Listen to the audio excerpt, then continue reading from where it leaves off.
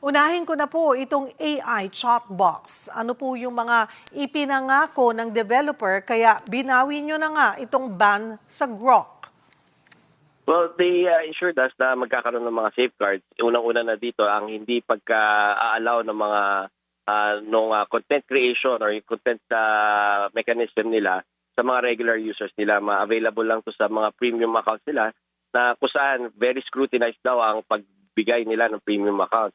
Even with the premium accounts, hindi rin naman, even if may content creation capabilities ka, Ma'am Cheryl, hindi rin ito makaka-allow na makapag-create ng violative content. So they added that. Tapos may isa pa layer yan. If ever, sabi nila dapat 0% yan. Pero kung may makalusot daw, hindi rin daw dapat yan ma-upload sa platform nila, particularly X, their sister platforms. And if ever naman na magkaroon ulit ng malusot pa sila na kami makapag-upload sa platform nila, they gave us a green lane form in which we can request for the immediate takedown of this violative content. Apart from their liability naman, na paano una nakapag-create ng content at paano na-upload. So with all these safeguards in place, we were convinced na pwede nang payagan ulit na ma-unblock to. Pero we gave them a colatilla or we gave them a condition that we would be strictly monitoring their compliance with their commitments dito sa mga safeguards na to.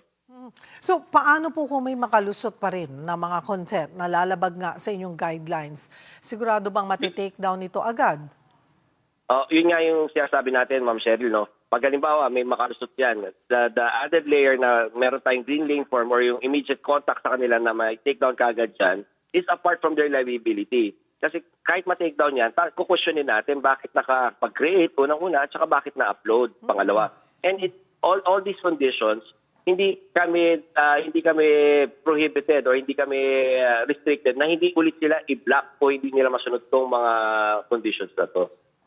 Hindi lang po Grok ang usong AI application ngayon. Paano po ninyo minomonitor yung iba pang apps para maiwasan nga ang anumang pang-aabuso at pagkalat po ng malalaswang content? Well, because of Grok, we were forced to look on to other AI systems, no, at saka AI mga applications. And we saw naman yung iba, talagang lang siya, cognitive at saka generative AI. That's available to the public. Wala naman yung content creation mechanism or yung function nila. So medyo okay sa amin yun. Kasi yung iba naman kasing mga applications, aminin natin, Cheryl, no, gaya ng sinabi ni Secretary Henry Aguda, hindi natin nire-regulate yung mismong technology. Kasi yung technology ng AI, maganda naman yan. Maraming naidudulot na maganda yan. Ang kailangan nating i-regulate yung paggamit, yung maling paggamit ng mga AI na to. So we're also looking into possible violations at saka actions against those who maliciously use these systems para naman makapag-create ng mga violative contents at saka yung mga nagbe-break ng batas natin.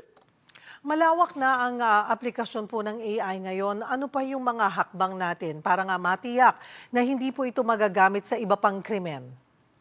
Well, tinitingnan natin yung global trends. No? Talagang ang trend ngayon is not to regulate yung itong technology na to, gaya nung binabanggit nga ni Secretary Henry. No? But we're really trying to look and strengthen yung mga laws natin na pag halimbawa ginamit itong mga technology nito, like yung RA 10175, whenever ICT technology is being used, kailangan mas stiffer yung penalties sa mga existing laws natin. So we're looking into the amendment of 10175 also, Ma'am Cheryl, saka paigtingin at may sama na yung paggamit ng AI mismo.